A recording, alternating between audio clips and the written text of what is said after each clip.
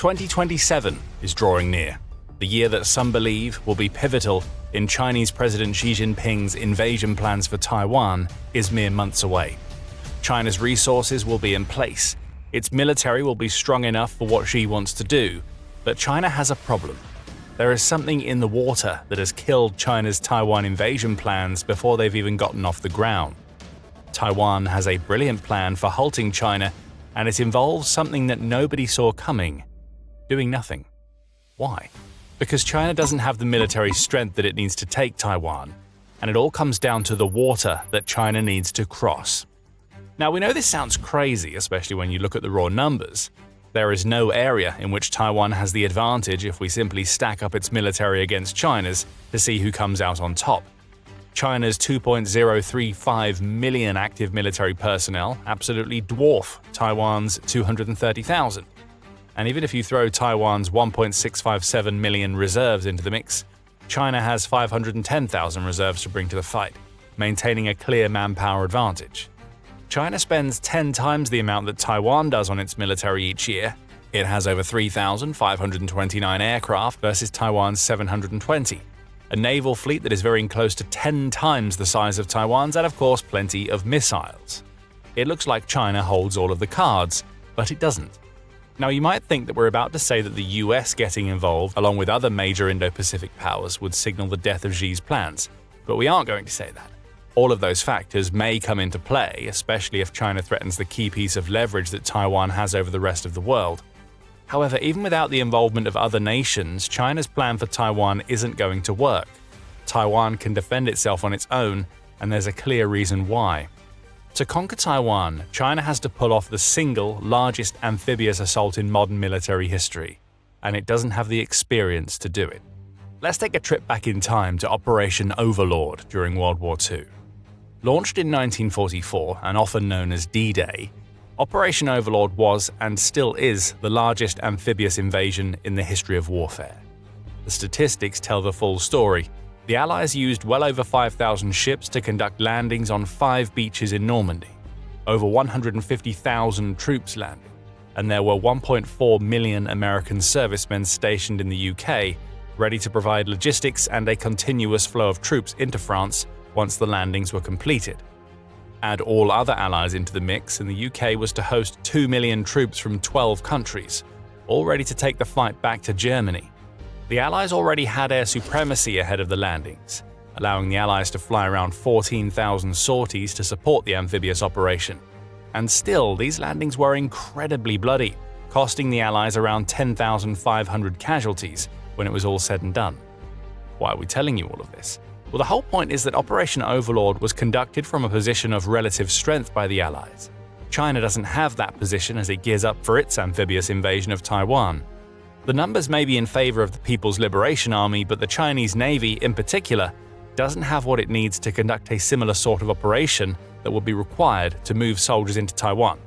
For a start, the 2 million-man army isn't what it seems. Sure, we could pretend that China would focus all 2 million of its soldiers on Taiwan, but the reality is that it won't. China needs to keep soldiers stationed on the border with India to maintain its position there. Around 25,000 soldiers are in that region right now. Throughout China itself, soldiers are stationed to protect Xi and his domestic interests. The point here is that the manpower advantage isn't all that it seems to be from the start. But China's much larger problem isn't the number of men it can dedicate, it's getting those soldiers into Taiwan.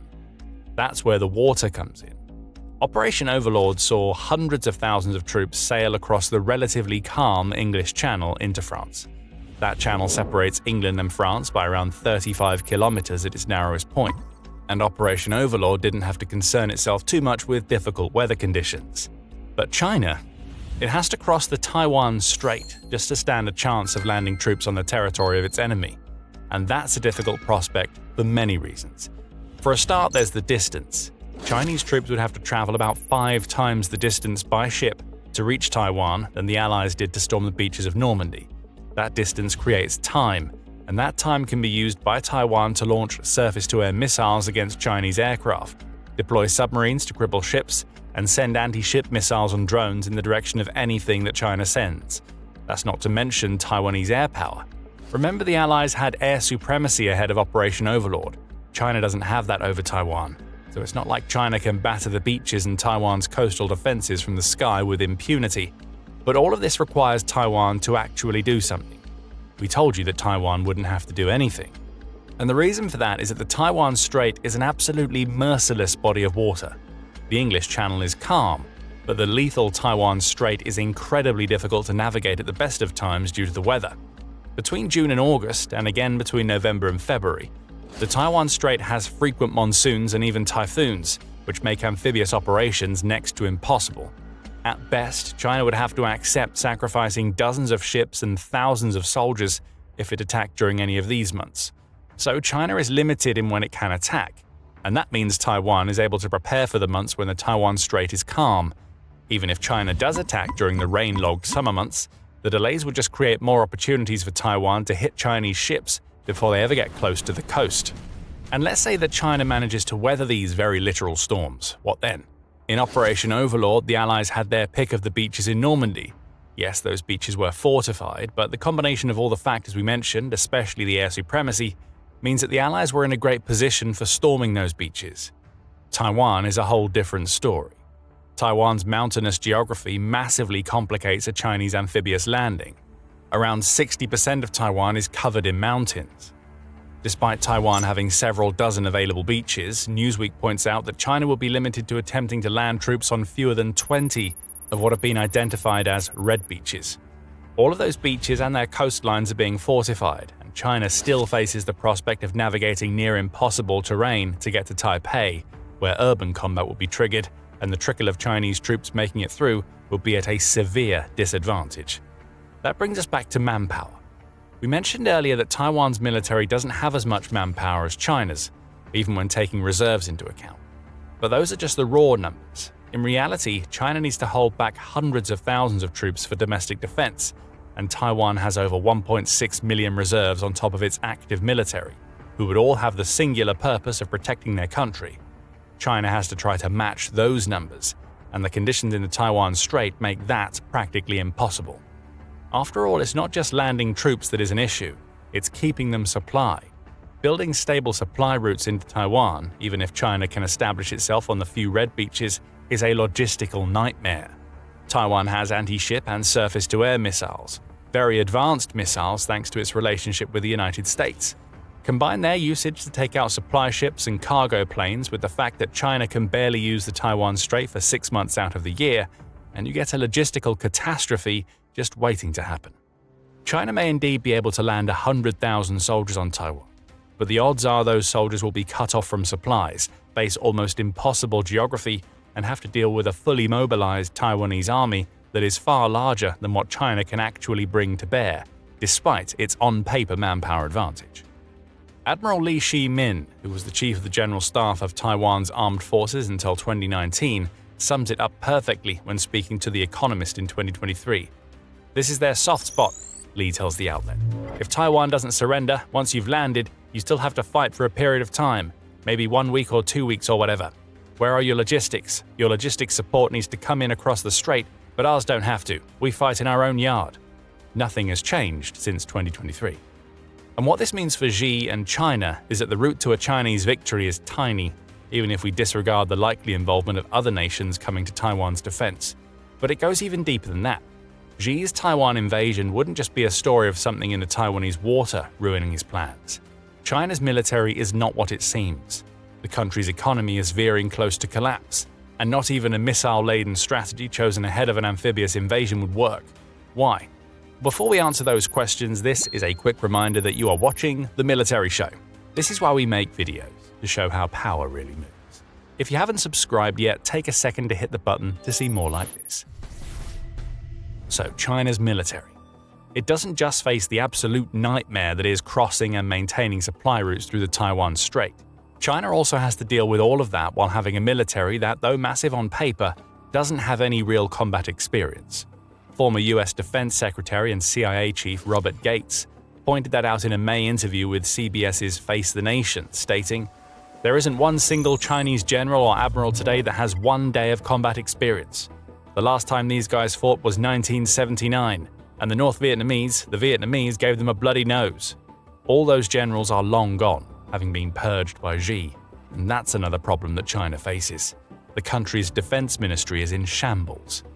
Back in May, two former Chinese defense ministers, Wei Fenghe and Li Shangfu, were given suspended death sentences, supposedly due to bribery, but just as likely because they didn't agree with Xi on certain issues.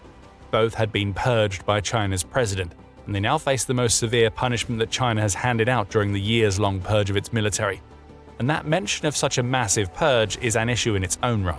Stability isn't a thing in the People's Liberation Army.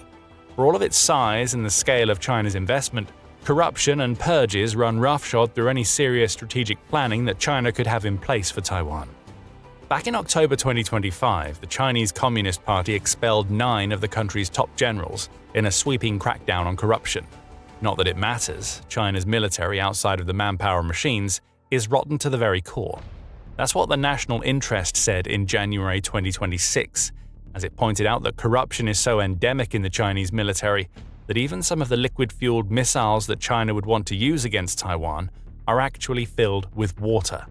They won't be going anywhere when the launch orders are made, so we see China crippling itself from the inside when it comes to an invasion of Taiwan. Again, Taiwan doesn't have to do anything. This is a problem all of China's own making, and the destabilization that has resulted will only spell more issues for an amphibious invasion that is already fraught with danger. And the purges go even deeper than you think.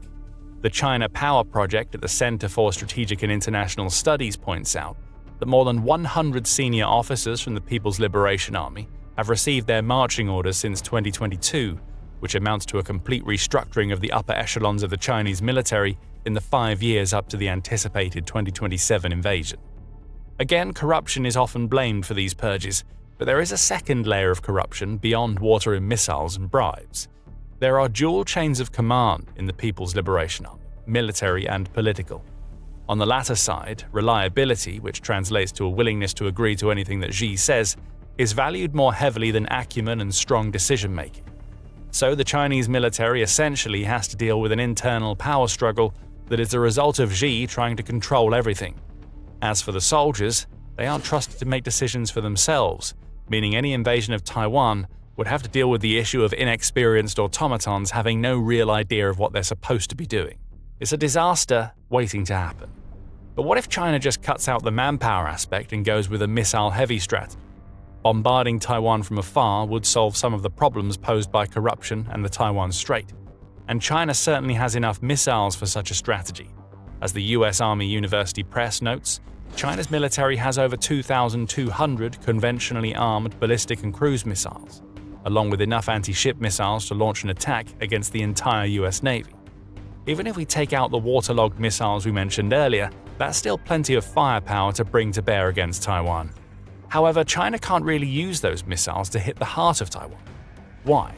Semiconductors.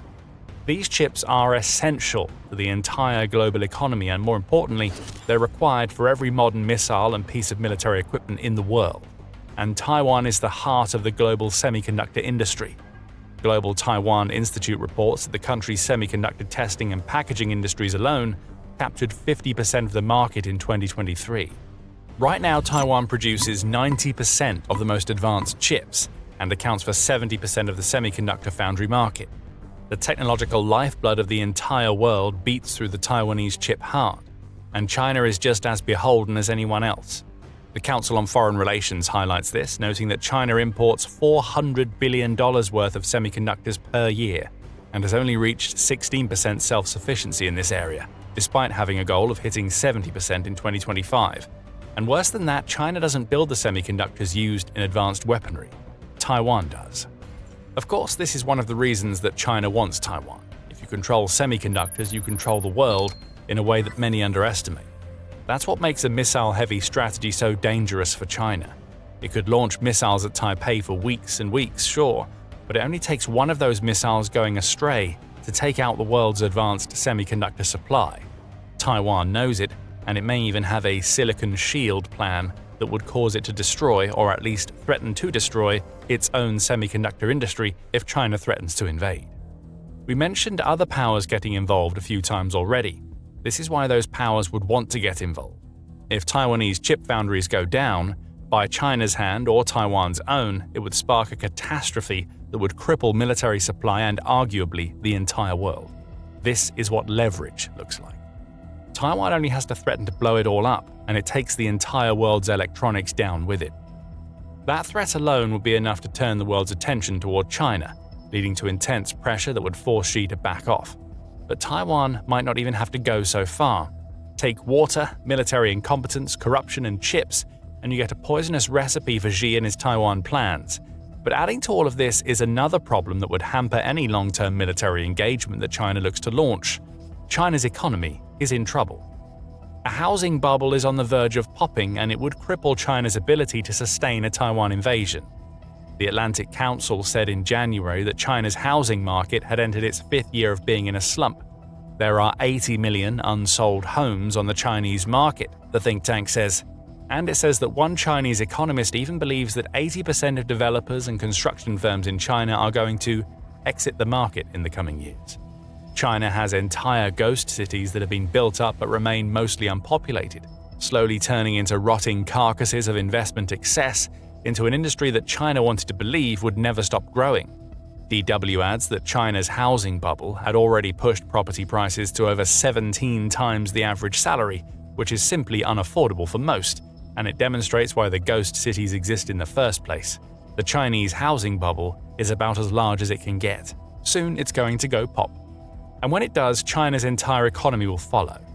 You could argue that the bubble has already burst, as China is already in a slump and shows little sign of recovering. But as things get worse, China's economic weaknesses will come to the forefront. Beyond housing, China's economy relies heavily on exports.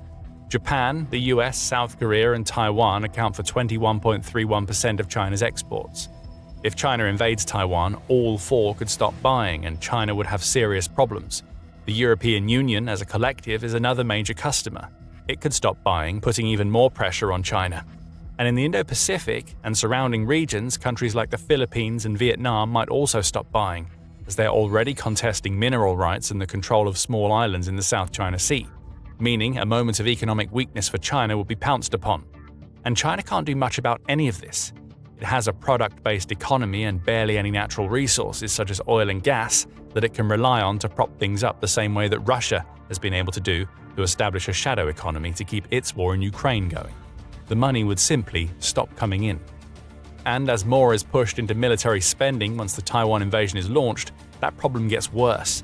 The housing crisis expands, and China sends itself down the same road to economic ruin that we see in Russia right now.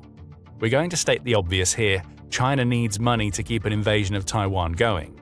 If its economy crumbles, aided by other powers putting trade pressure on China, that would be the death knell for an invasion that already carries so much risk from the very start. And again, Taiwan would have little to do except stop buying and selling to China, and then lean on its chip industry and the importance of that to convince allies to pile on the pressure. And so Taiwan's plan for a Chinese invasion is simple: let them come.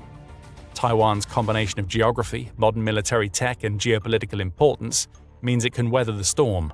China can't, quite literally in terms of the Taiwan Strait, but also economically, militarily, and when it comes to the geopolitical hellscape that China would find itself in if Xi follows through on his plans. The invasion is over before it even starts. Taiwan holds all of the cards. Now imagine this: what if Ukraine gets involved? Having established itself as the world's drone experts, it's no stretch to imagine that Ukraine would offer Taiwan maritime drones that would make the Taiwan Strait even more dangerous.